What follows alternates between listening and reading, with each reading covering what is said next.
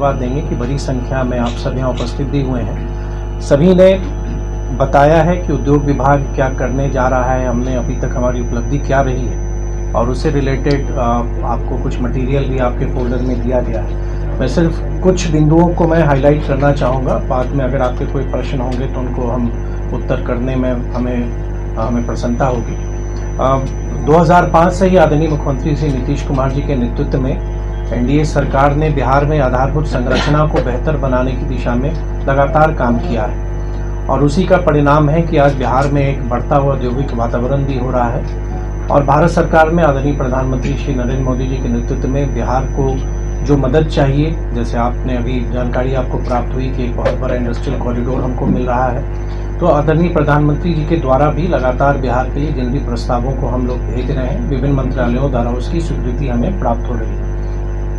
अभी आपको जैसे कुछ जानकारियां मिली हैं, जैसे बियाडा जो बिहार में औद्योगिक इकाइयों की स्थापना, जहां ज़मीन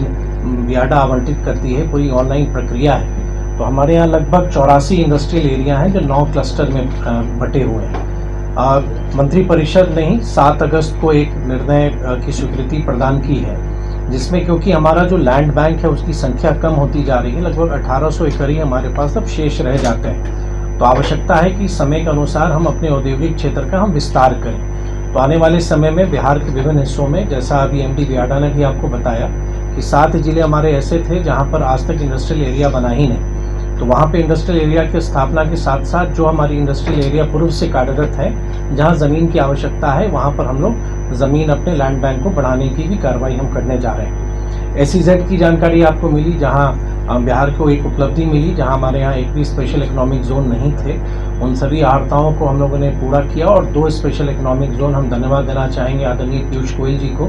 कि उन्होंने हमारे आग्रह को स्वीकारा और मात्र 1 माह के अंदर हम लोग को स्वीकृति प्रदान की और बिहार भी उन राज्यों में अब शामिल हो गया है जिनके पास स्पेशल इकोनॉमिक जोन है। आने वाले समय में बियाडा के माध्यम से उसका विकास किया जाएगा और निवेश आकर्षित किए जाएंगे।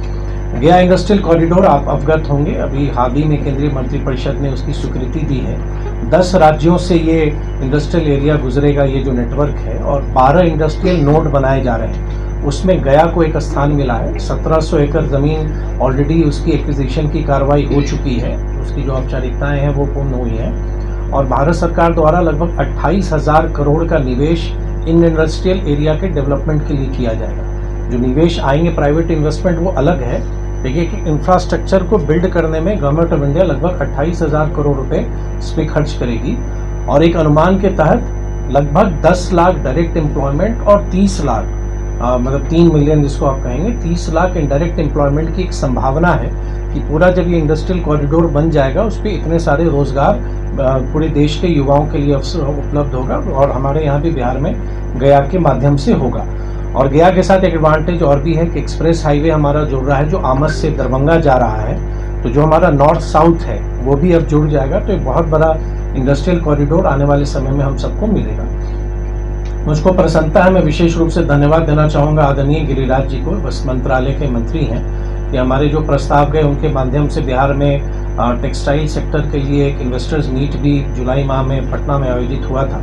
और जो प्रस्ताव हम लोगों ने भेजा, चाहे कुछ क्लस्टर के निर्माण के लिए जो भागलपुर बांका क्षेत्र के अलावा गया के लिए, उसकी स्वीकृति उन्होंने दी है। साथ ही 2 बड़े एक्सपो, एक पटना में और एक गया में आने वाले समय में उसका भी आयोजन उद्योग विभाग के माध्यम से किया जाएगा। अभी गया में आदरणीय जीतनराम मांझी जी जो स्मॉल एंड मीडियम एंटरप्राइजेस के माननीय मंत्री हैं, उनका एक कार्यक्रम हम लोगों ने आयोजित किया था जिसमें प्रधानमंत्री रोजगार योजना के लाभार्थियों को हम लोगों ने लाभ दिया और बिहार के हर एक जिले में इस तरह का आयोजन किया गया था और उन्होंने उस दिन घोषणा भी की और मुझको बताते हुए प्रसन्नता भी है कि उद्योग विभाग के माध्यम से एक टेक्नोलॉजी सेंटर की स्थापना की स्वीकृति उद्योग विभाग ने दी है, जो आने वाले समय में गया में उसकी स्थापना होगी। जो हमारी जो इकाइयाँ आएंगी उनके लिए एक बहुत बड़ा टेक्निकल सपोर्ट का वो केंद्र बनेगा